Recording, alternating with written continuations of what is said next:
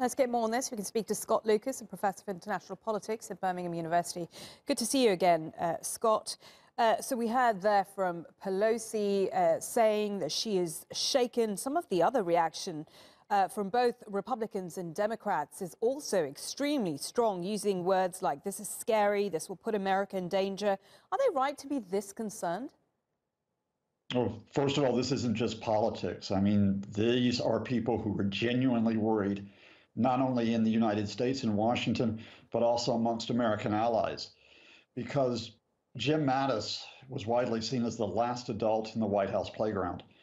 He was one of three generals who it was hoped could contain Trump from 2017. The other two, H.R. McMaster, he's gone. Former General John Kelly is gone at the end of the month.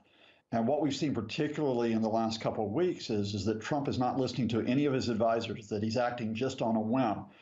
And the breaking point here for Mattis was Trump's decision to order all 2,000 U.S. personnel out of Syria and probably to end air operations, not because you shouldn't consider where America goes next in that complex conflict, but because Trump did it impulsively without consulting any military or civilian advisors and then stuck to it despite almost universal objections. You don't know what the consequences are.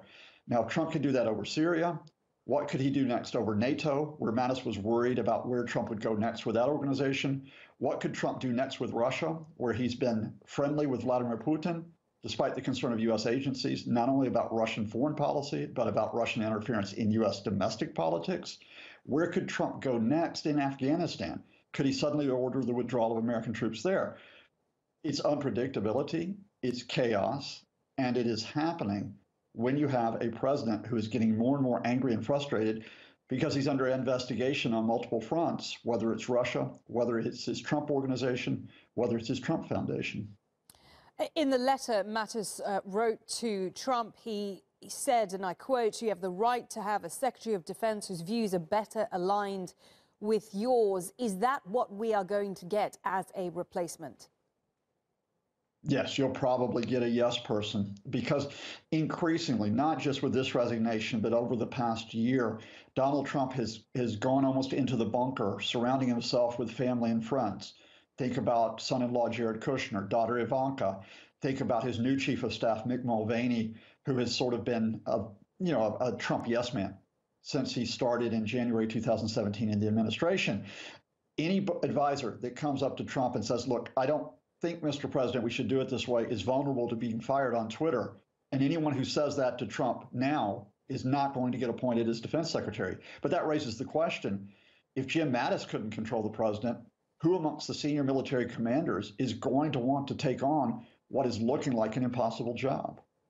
As we said in the intro, there has been a little bit of a revolving door at the White House, but most of the others have left very silently, but Mattis has written this very public resignation letter.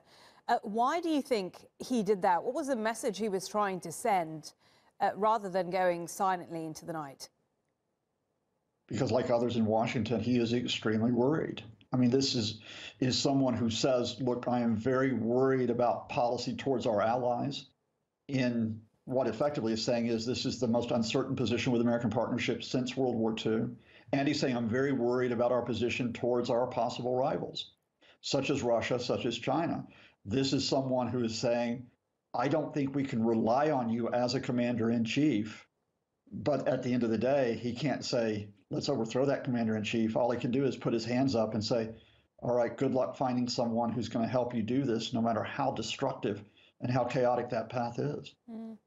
Scott, good to speak to you again. Scott Lucas, Professor of International Politics at Birmingham University.